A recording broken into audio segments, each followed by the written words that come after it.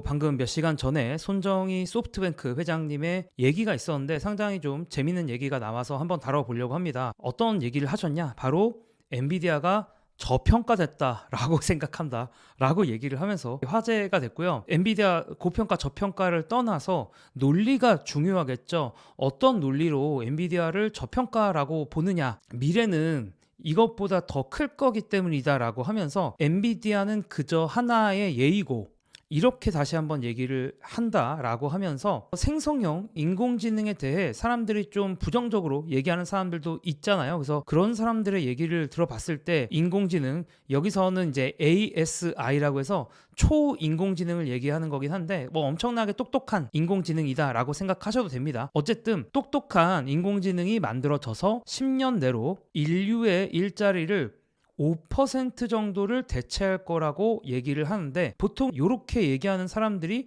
인공지능의 미래에 대해서 좀 부정적인 사람이죠. 저도 개인적으로 인공지능이 인류의 일자리 10년 내로 5% 이상은 대체할 거라고 생각을 합니다. 사실 꽤 가능성이 높다고 생각을 하고요. 손정희는 그것보다는 더 많은 비율이라고 생각을 하지만 뭐 그것도 받아들이겠다라고 하면서 그러면 한번 비용을 생각해 보자라는 얘기를 했어요. 그러니까 그런 엄청난 인공지능을 만드는데 필요한 것들이 대략 뭐 이런 식일 겁니다. 데이터 센터를 위한 엄청난 전기, 400기가와트에 해당하는 엄청난 전기, 그리고 2억 개의 반도체, 뭐 이런 것들이 필요할 것 같은데, 이런 것들을 준비하기 위해서는 누적 자본 지출이 9트릴리언 달러 정도는 될 것 같다라고 얘기를 했어요. 한국 돈으로는 이제 1경 2천조 원 정도 되는 어마어마한 금액인데, 자 그러면 1경 원이나 되는 엄청난 돈을 써서 이런 엄청난 인공지능을 만드는데 그러면 어떻게 본전을 뽑냐라는 질문을 할 수가 있겠죠. 손정희는 이 9트릴리언 달러 1경 2천조 원이 충분히 합리적인 금액이다라고 얘기를 합니다. 아니 사실 더 나아가서 너무 적은지도 모르겠다라고 얘기를 하는데요.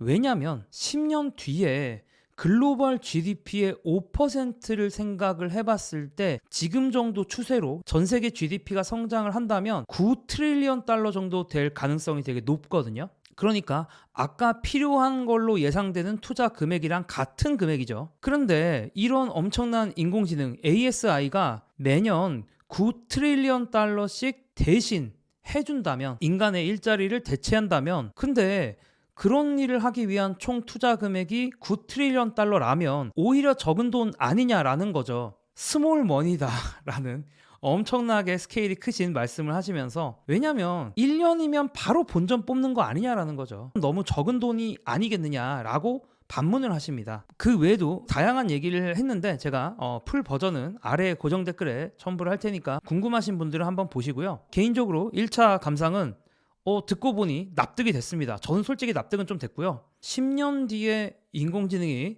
인류 일자리, 적어도 GDP의 5% 대체는 충분히 가능할 것 같다라는 생각이 들기는 해요. 그래서 듣고 보니 좀 설득되는 부분은 분명히 있는 것 같습니다.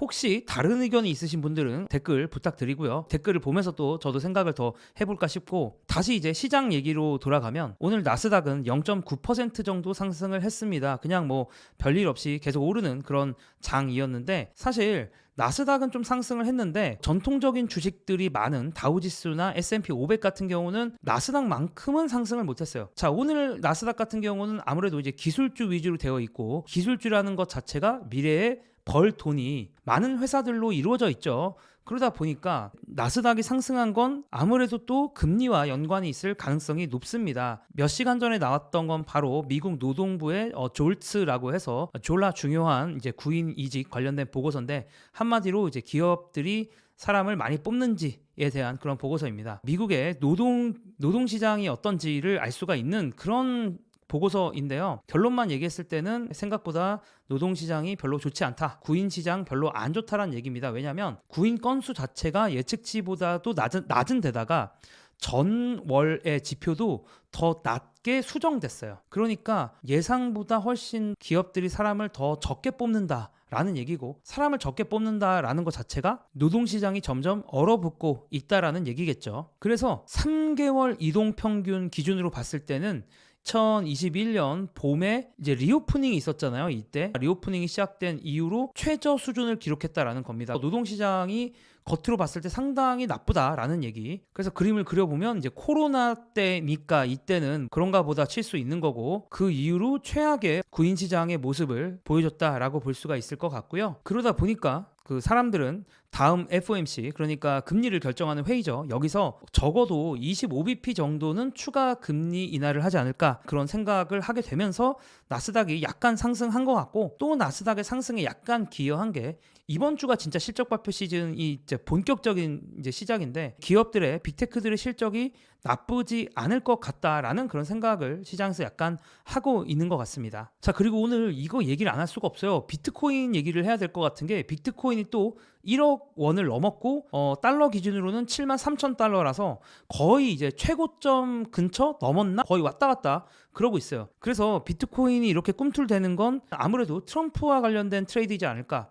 그러니까 최근에 계속 분위기가 트럼프가 해리스를 이기는, 아무래도 좀 승리가 확정되어가는 그런 분위기다 보니까 자산 시장의 방향도 트럼프가 비트코인 친화적인 얘기들을 많이 했고 정책들을 많이 한다고 했기 때문에 이제 트럼프의 당선을 좀 기대하는 비트코인의 움직임을 보이고 있다라고 생각을 좀 하고요. 자, 그리고 또 하나의 트럼프 트레이드가 있죠. 바로 트럼프가 대주주인 회사 트럼프 미디어라는 회사가 있는데, 이 회사가 오늘 14%가 올랐습니다. 물론 한때 잠깐 급락을 하면서 이슈가 있었는데, 뭐 겨우 오늘 14% 올랐냐라고 물어보실 수도 있겠지만, 사실 지난 1개월 동안 235%가 올랐기 때문에 한국만 테마주가 있는 게 아니야. 미국도 이렇게 테마주가 있죠. 그래서 이제 트럼프 미디어 테크놀로지 그룹이 최근에 이제 엄청나게 올랐고요. 그리고 제가 이거 원래 바로 얘기를 하려고 하다가 못했는데, 지난주에 테슬라 실적 발표가 있었죠. 테슬라 실적 발표가 생각보다 잘 나오면서 테슬라가 며칠 사이에 20%가 상승을 합니다. 근데 이제 제가 사실 지난 영상에서 정말 귀신같이 단발꿀인 게, 제가 약간 테슬라 얘기하면서도 그렇고 또 그때 나스닥도 좀 많이 떨어진다 뭐 이런 얘기를 했었는데, 제가 영상을 찍은 순간이 바로 저점이었고, 제가 테슬라에 대해서 살짝 좀 실적 발표 걱정된다라는 식으로 얘기했는데, 테슬라가 실적 발표 어닝 서프라이즈 나오면서 20%를 단기간에 올랐습니다. 역시 제가 나스닥도 구하고 테슬라도 구하지 않았나, 다 제 덕분이 아닌가라는 생각을 하면서, 이번 주가 정말 그 실적 시즌이 정말 화려한 실적 시즌이 있어요. 당장 이제 오늘 그 미국장 끝나면 뭐 AMD나 알파벳 같은 좀 인공지능 관련된 주식들, 또 한국에서 많이 좋아하는 뭐 퍼스트 솔라 같은 태양광 관련된 회사, 뭐 이런 회사 실적 발표하고요.